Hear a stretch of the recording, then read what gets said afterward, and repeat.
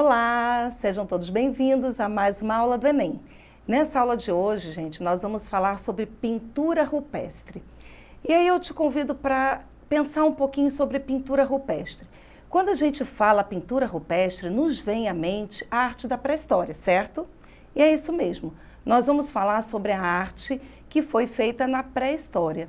Só que o nome rupestre, gente, ele não vai designar apenas a arte da pré-história.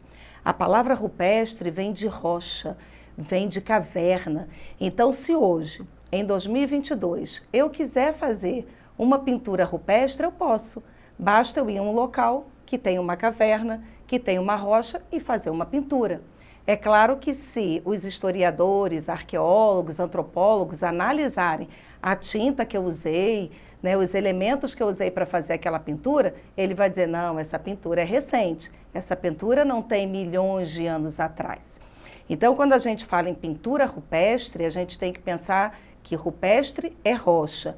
Só que toda a arte da pré-história foi designada como pintura rupestre, porque era o material que eles tinham, era onde eles se manifestaram.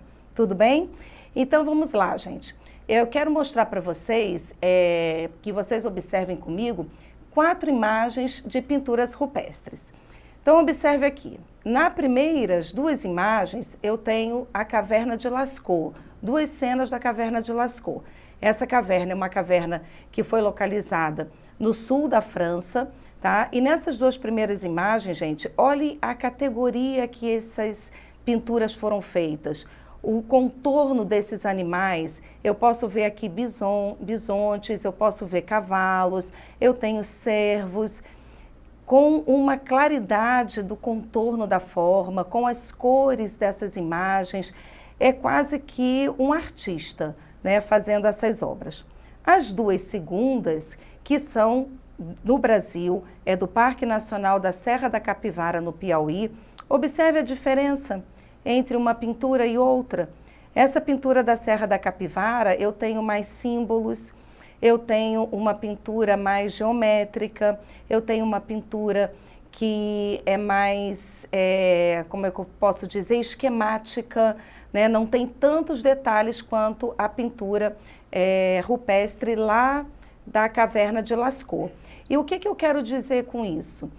O homem nasceu no continente africano, a arqueologia já descobriu, ninguém mais vai contestar. Só que o homem migrou, e migrou por todos os cantos do nosso planetinha, até chegar aqui, né, no Brasil, nas Américas.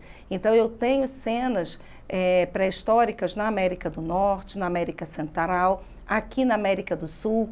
No Brasil, eu tenho esse Parque Nacional da Serra da Capivara, que é um dos maiores, mais ricos, né, em imagens desse período, mas eu tenho também outras cenas no Nordeste, eu tenho outros sítios arqueológicos também em Minas. Então, vocês observem que o homem ocupou o planeta. Só que como ele ocupou o planeta, foram milhões e milhões de anos. Então, a pré-história ela vai ser dividida em períodos. E aí ela pode ser dividida de 2 tipos diferentes. E vamos observar aqui esses 2 períodos. Primeiro, eu posso dividir a pré-história em paleolítico, mesolítico, que seria um período intermediário, e o neolítico.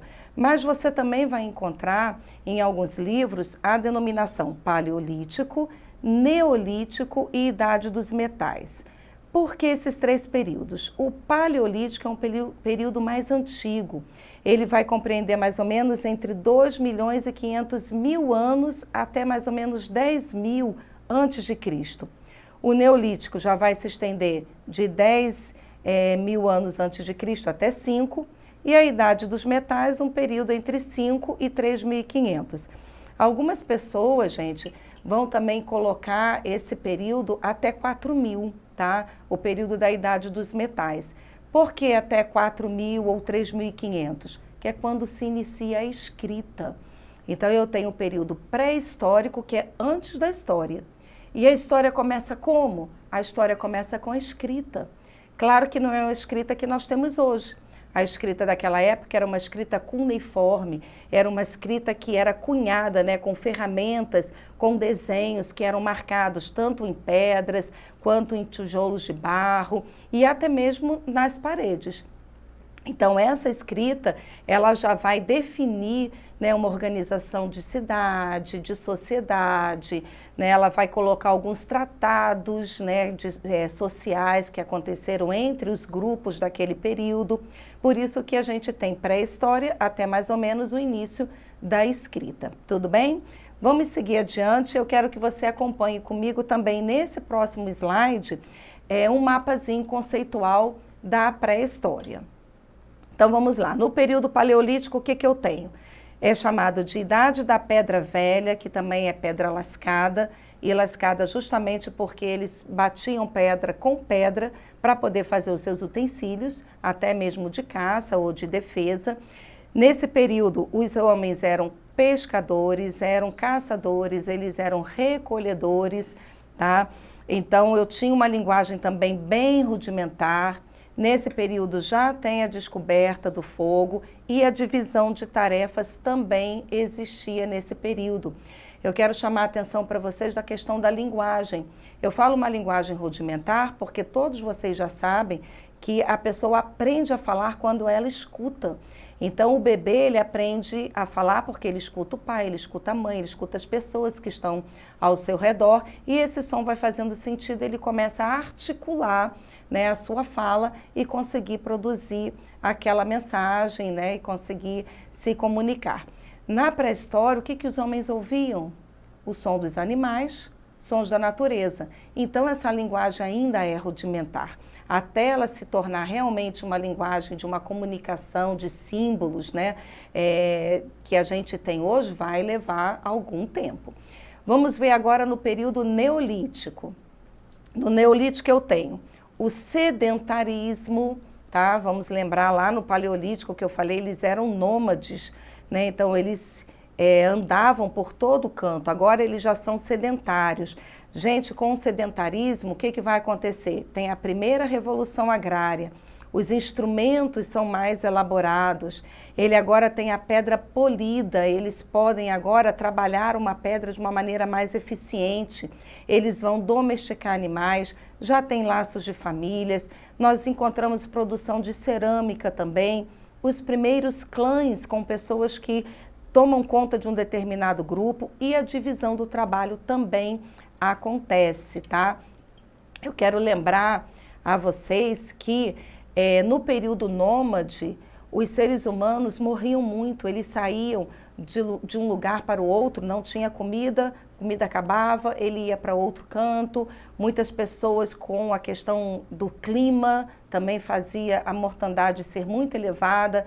Agora, no Neolítico, eles são sedentários, então eles aprenderam a se colocar na terra, a fazer suas plantações, a domesticar pequenos animais, então o povo também cresceu. Se a população cresceu, então eu tenho essa divisão de trabalho mais organizada, eu começo a ter famílias, né, o que eu não tinha antigamente.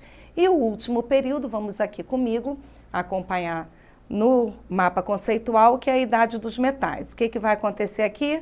Surgimento da escrita, eu tenho a metalurgia, eu vou abandonar as ferramentas de pedra e agora os homens, né, vão confeccionar ferramentas de metal. Eu tenho o escambo, que é a troca, eu tenho o comércio e o crescimento dos centros urbanos. Então, todos esses períodos, gente, eles foram marcados por essas características próprias. Vamos lembrar que é o seguinte, a arqueologia, ela vai definir esses períodos aqui pertinho de nós, lá pelo século XIX. Até então, as pessoas só viviam. Ninguém sabia, eu estou vivendo na pré-história, no Neolítico. Não, gente. Isso aí vai acontecer depois com a descoberta da arqueologia, ciência, os antropólogos vão datando esses períodos por conta dessas características próprias de cada um deles. Tudo bem? Eu quero falar agora um pouquinho sobre as cavernas, né? Nós mostramos lá 2 imagens de cavernas na Europa e aqui no Brasil. Então vamos voltar aqui para o slide e vamos acompanhar comigo. Caverna de Chauvet é uma caverna também no sul da França e ela abriga uma das mais antigas produções artísticas conhecidas do ser humano. Ela data do Paleolítico, então é o período mais antigo. e ela abriga cerca de 30 mil a 40 mil anos atrás, com técnicas muito complexas. Gente, a caverna de Chauvet, ela está fechada, ela está lacrada, ninguém entra mais. Ela foi descoberta, foram feitas várias imagens daquele espaço, só que ela está lacrada, não tem como visitar a caverna de Chauvet. Mas a caverna aqui, ó, de Lascaux, que é localizada no sudoeste da França, ela foi descoberta em 1940 e ela possui um registro de fauna pré-história. E há vários sinais enigmáticos inscritos também nas paredes, como pontos, linhas pontilhadas, flechas, triângulos, outros motivos geométricos. E aqui, gente, nessa caverna, ela abriga cerca de 1.500 gravuras e 600 desenhos pintados em amarelo, marrom, vermelho, preto, representando touros, bisões, cavalos, auroques, veados, cabritos monteses, mamutes, felinos, renas, ursos e muitos outros. Gente, a caverna de Lascaux, você pode visitar. A caverna original, ela está fechada, tá? Só que a ciência colocou, né, criou uma nova caverna perto da caverna original, e essa nova caverna, ela abriga da mesma forma que a original. Então, os espaços com a altura, né, do teto, os desenhos na parede, só que agora nessa caverna nova, você tem um espaço melhor para andar, obviamente, né? Tem tratamento de ar dentro da caverna e você pode conferir as pinturas. Esses pigmentos que são usados são todos pigmentos extraídos da natureza, de seiva, de plantas, de frutas coloridas, de pedras. E as pessoas que fizeram essa nova caverna de Lascaux, eles fizeram exatamente da mesma forma, usando a mesma técnica. Então, é um momento histórico, né, muito bom para a pessoa. E se você tiver a oportunidade de ir à França, né, um dia, quem sabe, eu estarei lá também, e pode visitar essa caverna de Lascaux. Existem outras cavernas, vamos olhar aqui. Eu tenho a caverna de Altamira, tá? Que é uma arte rupestre paleolítica no norte da Espanha. É denominada sobre a qual se encontram agrupados 18 cavernas. Então, ela é um complexo de cavernas nesse norte da Espanha. E as imagens, né, dessa caverna estão datadas mais ou menos entre 35 mil a 11 mil anos antes de Cristo. E a caverna de Altamira, gente, ela foi declarada Patrimônio da Humanidade em 1985. E em 2008, esse sítio do Patrimônio da Humanidade foi ampliado para incluir outras 17 cavernas situadas também na mesma região. Gente, você vê a riqueza dessa história, né, dessa bela história. Eu costumo dizer que a arte, ela surgiu antes de qualquer coisa, porque o homem tem essa necessidade de se comunicar. Então, antes da escrita, antes da fala, você já tinha a pintura, você já tinha o desenho, você já tinha a gravura. Vamos lembrar que são 3 técnicas da pré-história, tá? A pintura é quando a pessoa faz e usa tinta, usa pigmento. O desenho é apenas o contorno da forma. E eu tenho a gravura, que são as marcas colocadas nas paredes. Então, tem muitos desenhos que você vê só a marca, né, como se ela aprofundasse na parede da caverna. Inclusive aqui no Brasil, na Serra da Capivara, nós temos muitas gravuras. Observe aqui nesse slide. Olha que lindíssimo, o Parque Nacional da Serra da Capivara. Ele ocupa uma área de 130 mil hectares no Piauí e é cerca apenas de 500 quilômetros da capital teresina. Fácil da gente visitar, né? Pesquisadores estimam que as pinturas datam até 25 mil anos antes de Cristo. Então, essa caverna também, que não é uma caverna, né? No caso é um parque aberto. As cavernas na Europa, as pinturas eram muito dentro das cavernas, né? Em compartimentos, em lugares menos inóspitos, longe da entrada. No Piauí, não. No Piauí, a serra, nós temos imagens bem próximas, né? Bem aparentes e que podem ser visitadas. E talvez isso seja também uma das maneiras da gente entender como que eles faziam. E temos que lembrar, gente, que a pré-história, toda a arte da pré-história, ela é ritualística, tá? Então as pessoas faziam com um objetivo. Ou era adoração, ou era um objetivo de caça, né? A gente vê uns desenhos lá na Caverna de Lascaux quase que idênticos. Quanto mais perfeito fosse o desenho, mais êxito as pessoas teriam na caça.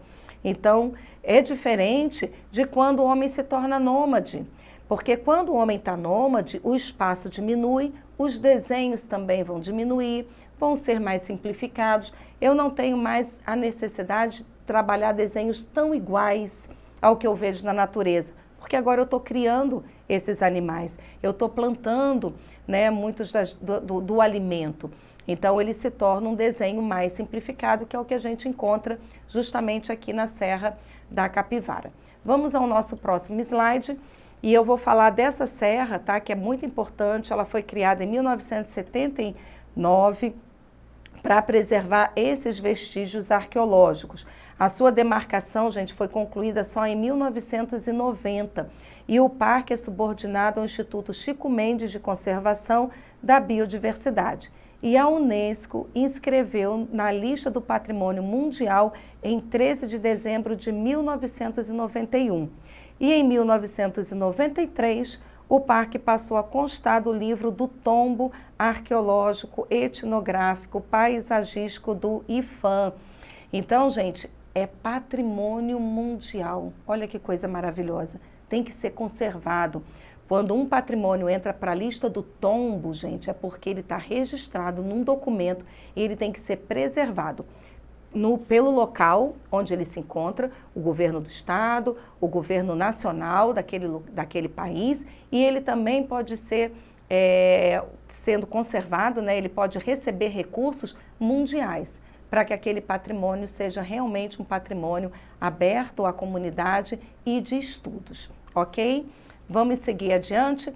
Agora eu quero trazer para vocês uma imagem, porque a gente vê essas questões da pré-história e diz assim, sim, mas esse assunto está tão longe de nós, o Enem pede questões da pré-história, ele talvez não peça para você dizer se é o período paleolítico, neolítico, idade dos metais, mas as características sim. Por quê? Porque o suporte da parede é um suporte usado até hoje.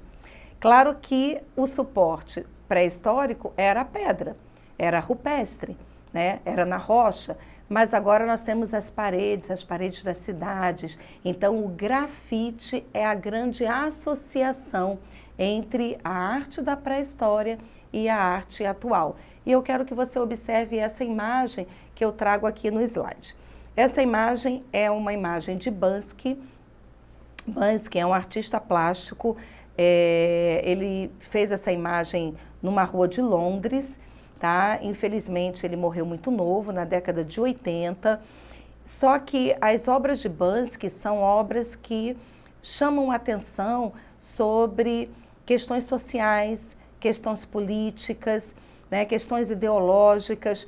E essa técnica aqui é um stencil. Gente, a técnica do stencil é uma técnica que você tem um molde, o molde é vazado e você coloca aquele molde sobre a parede e tinta spray ou tinta látex. Então, você cria uma imagem, tá? Não só com o spray, mas com esses moldes. E Banksy trabalha assim, ele tem uma série de imagens com essa técnica. E essa que eu estou trazendo aqui para vocês, vamos olhar mais uma vez no slide, é uma cena rupestre da pré-história, animais, e tem um profissional que está apagando essas cenas. E aí te chama a atenção. Gente, por que que um profissional está apagando uma cena? Isso acontecia muito na década de 80 e acontece até hoje, tá? Pessoas, às vezes, artistas, pintam as suas obras, fazem as suas obras, pinturas com o stencil ou só o grafite mesmo, e aí governos entram e depois mandam apagar aquilo. Então, ele está fazendo duas críticas. Primeiro, a você destruir uma obra de arte, que é a expressão do artista. E outra crítica que ele faz com essa obra é apagar a memória. Ele está apagando a pré-história. Gente, como é que nós podemos deixar de lado aquilo que aconteceu com o ser humano há milhões de anos atrás? A gente só conhece a nossa história se a gente volta ao passado e vê aquilo que aconteceu. Então, a cena rupestre é importante. Então, Banksy faz essas duas críticas. E Enem adora pegar essas pontezinhas das críticas, tá bom? Vamos seguir aqui adiante. Nós vamos agora para a nossa primeira atividade, né? A primeira questão do Enem. Observe aqui comigo nesse slide. Essa questão é uma cena rupestre, é uma cena pré-histórica aqui no Brasil, na Serra da Capivara, tá? No Parque Nacional da Serra da Capivara, no Piauí. Então, observe as imagens. Eu tenho um animal, eu tenho, aliás, vários animais, né? Como se um fosse por cima do outro, como se fossem filhos, né?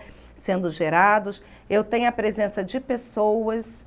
Ali já são simplificadas, porque eu falei que agora eles são simplificados. No Brasil, eu tenho mais no período neolítico, tá? E eu tenho alguns esquemas, né? Vocês podem ver no final da imagem, tem alguns esquemas, alguns símbolos que a gente não identifica exatamente o que é.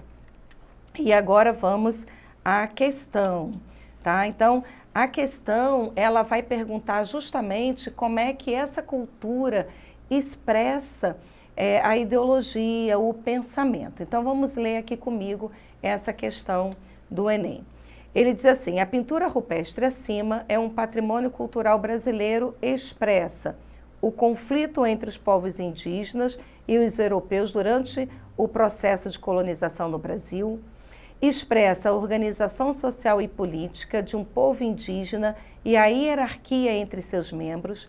Ela expressa aspectos da vida cotidiana de grupos, né, que viveram durante a chamada pré-história no Brasil, os rituais que envolvem sacrifícios de grandes dinossauros atualmente extintos, ou ela expressa a constante guerra entre diferentes grupos paleoíndios da América durante o período colonial. Gente, olha só o que ele está perguntando. Ele está dizendo que é um patrimônio e o que esse patrimônio está expressando. Vamos observar mais uma vez o nosso slide, tá? Olha lá, eu tenho a representação de animais. Quando eu tenho, gente, a representação de animais, eu tenho a representação daquilo que eles faziam, do dia a dia.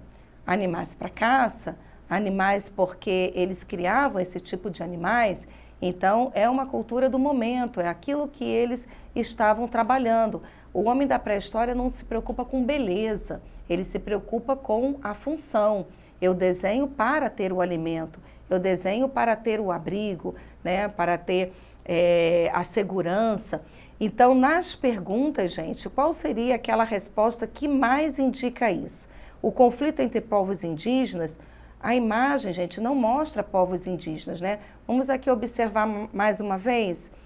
Ó, a organização social e política de grupos indígenas não está tendo representação de grupos indígenas, nem hierarquia entre eles. Agora, aspectos da vida cotidiana de um grupo, de grupos que viveram durante a chamada pré-história no Brasil, nós já comentamos que aquela é uma cena da pré-história. Rituais que envolve sacrifícios de grandes dinossauros, não temos a presença de dinossauros. E ele diz que é uma constante guerra entre grupos, né, indígenas que viveram aqui nesse período, na colonização das Américas. Gente, a única resposta correta aí é a resposta da letra C, certo? É realmente a vida cotidiana, os grupos que viveram aqui é a marca disso. Tá? Então, essa imagem está realmente mostrando o que eles faziam no dia a dia deles. Tudo bem? Vamos à segunda questão? A segunda questão diz assim: os nossos ancestrais dedicavam-se à caça, à pesca e à colheita de frutas e vegetais, garantindo sua subsistência, porque ainda não conheciam as práticas da agricultura e pecuária.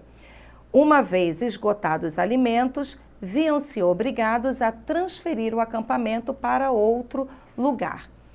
Eles têm alimento num canto, acabou o alimento, eles saem daquele lugar e vão para outro lugar, porque eles ainda não estão conhecendo como plantar, como criar animais, né? Como ter uma terra e uma subsistência própria, local. Então, a pergunta é justamente o seguinte: O trecho refere-se ao movimento migratório denominado o que, gente? Pendularismo, nomadismo, êxodo rural, transumância ou sedentarismo. Vamos lembrar aqui que nós acabamos de falar, né, ainda há pouco, e a resposta correta realmente é o nomadismo, tá? Eles são nômades, eles saem de um lugar para o outro, tudo bem, gente? O pendularismo é aquele movimento que a pessoa faz quando ela mora num canto e trabalha no outro. Por exemplo, eu moro em Rio Branco, trabalho em Chapuri. Então, todo dia eu saio de Rio Branco, vou para Chapuri e volto. Então, isso é como se fosse um pêndulo, né? Que era a letra A. O êxodo rural, eu saio do meio rural e vou para os grandes centros, né? A transumância é quando eu migro com pequenos animais, como cabritos, por exemplo. E o sedentarismo é quando a pessoa fixa na terra. Então, o texto está falando justamente que eles saem dos locais para outros. Então, a resposta correta, realmente, eles eram povos nômades, ok? Vamos ver aqui mais uma questão. A arte pré-histórica africana foi incontestavelmente um veículo de mensagens pedagógicas e sociais. Os Sans, que constituem hoje o povo mais próximo da realidade das representações rupestres, afirmam que seus antepassados lhe explicavam sua vida de mundo a partir desses gigantescos livros de imagens que são as galerias. A educação dos povos que desconhecem a escrita está baseada sobretudo na imagem, no som e no audiovisual. Então, a partir desse texto, ele pergunta, de acordo com o texto, a arte mencionada é importante para os povos que a cultivam por colaborar para o quê? Transmissão dos saberes acumulados, expansão da propriedade individual, ruptura da disciplina hierárquica, surgimento de laços familiares ou a rejeição de práticas exógenas. Gente, ele está falando aqui justamente que eles conhecem a história pela fala, pelo que os ancestrais vão passando de geração para geração e pelas imagens que eles podem observar. Então, diante disso, a única resposta, vamos voltar aqui, correta é a letra A, certo? É a transmissão de saberes que são acumulados entre as pessoas e que vão passando de geração para geração. Tudo bem? Tranquilo, gente? Até aí? Conseguiram entender bastante? Então, observe que a pré-história, ela vai cair no Enem a partir dessas questões.